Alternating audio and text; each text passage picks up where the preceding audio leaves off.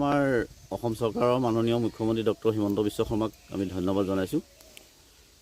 যোৱাকালি আমি গম পাইছোঁ যে যোৰহাট আৰু মাজুলী সংযোগী দলঙৰ কাৰণে 700 কোটি আমাক প্ৰদান কৰিছে আৰু এই দলংখন আমি নহ'ব বুলি ভাবি আছিলোঁ।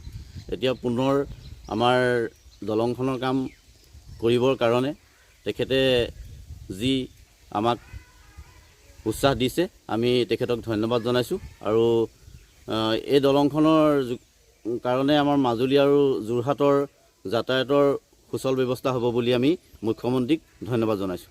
ইতিমধ্যে দলংখনৰ 70টা খুঁটা ইতিমধ্যে হৈ গৈছে আৰু 70টা খুঁটাৰ 72টা খুঁটা হ'ব লাগে। 70টা হৈ গৈছে আৰু এতিয়া বাৰিষাৰ আগে আগে কামটো সোনকালে কৰিবৰ কাৰণে আমাৰ মুখ্যমন্ত্ৰী ডাঙৰীয়া নিবিদা সোনকালে আদায় দিব বুলি আমি অনুৰোধ জনাইছোঁ।